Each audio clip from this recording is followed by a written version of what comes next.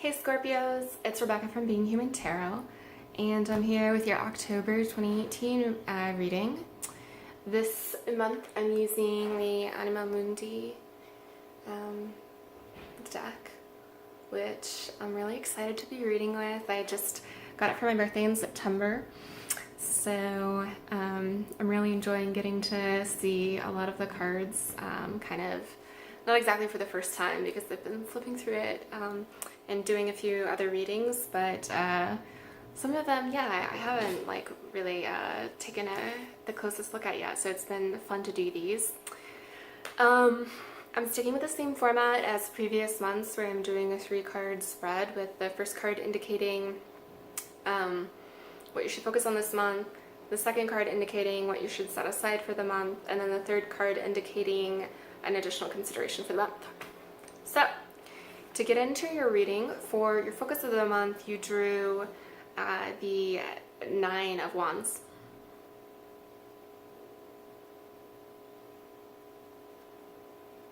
Which, it seems like you may have been kind of struggling a bit to kind of like get through a thing, and it's Wands, so that's your fire energy, that's your creative stuff. So if you've maybe felt a little mentally stuck somewhere, or if you have kind of a creative job and you've not felt fully present at work, or you know, the other ways, I tend to like, sometimes I get a little bit, speaking of being stuck, sometimes I get a little bit too focused on like creative means like creative job and like art, when actually creativity comes in so many different forms. We use our creativity to navigate relationships, to find your way through hard times, to like all kinds of different ways. So even though maybe we traditionally think of this as kind of like being like artistic almost even, it's really about just all the ways that you can use your inner resources in unique ways to solve problems and like bring joy to yourself and others and that kind of stuff. So but anyway, with the 9 of Wands, you've really been persisting and you're tired, but it's telling you like it's the 9, so it's almost the 10. You're almost finished in the suit. So it's really about, it's kind of a card of encouragement to tell you to don't give up yet. If you're feeling like pretty tired, and I feel like this is definitely more of a mental kind of tiredness. Could be physical, but tends to be more in your mind. Just know that like an end is in sight. And so to keep trying, even if it feels like you can't see like the light at the end of the tunnel, like you need to push yourself this month and go for it, because here is kind of like that light, right? Got a little illustration. In your position of what to set aside for the month, I've been drawing a lot of repeat cards for the signs. So this was also in my last reading for Pisces in the same position, to set aside temperance. Which, as I said in that video, it's not necessarily a card we tend to think about setting aside. There's some cards that we just sort of like, I don't, it's super oversimplifying, but to say like the good cards, but it's the cards we tend to draw and be like pretty excited about. Those aren't necessarily ones that we'd want to set aside. Temperance is kind of an odd one like that. I don't feel like it's necessarily, like it is a pretty positive message, but it's kind of telling you that if you're feeling like you need to be like the peacekeeper, and if you need to be mild, maybe that's kind of been your role in whatever you've been pushing through lately, and maybe that's how you've endured through kind of like keeping things okay and between people and amicable, it's saying that you should set that aside. So maybe the way to actually kind of finish this isn't by just being so placid. Maybe you actually just need to be a little bit more direct with people.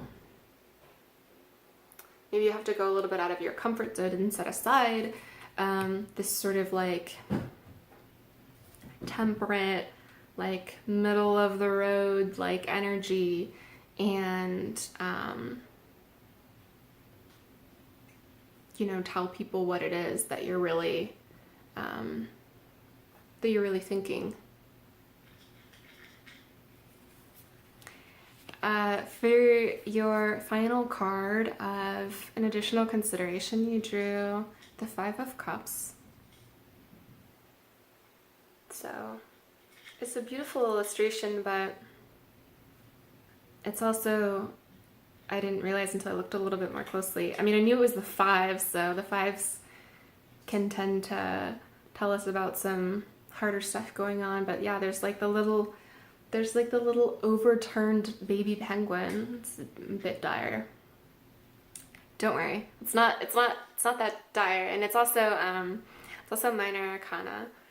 So here you're feeling a little bit of loss, a bit of gloom, but it's not overwhelming. It's not going to be this like wave of like massive depression kind of thing. It's more I think associated with how hard this has been lately, how hard it has been to keep pushing through, and so you're just not feeling the best after all of that trying. That's very normal and human, and so I think the message here for you is just to allow yourself to be in that grief and to experience the lows without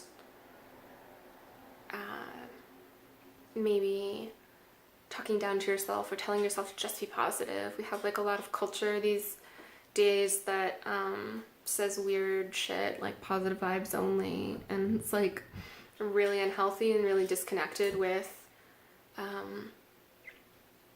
what the full spectrum of human experience is. And you know, the reality of it is that there's a lot of shitty things that happened, and if we didn't take the time to, you know, mourn those and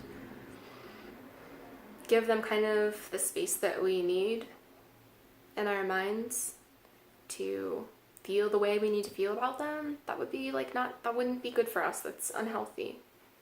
So allow yourself to feel your feels this month, even if they're not the good feels you'd rather be experiencing, because it's still important. And I know it's kind of like that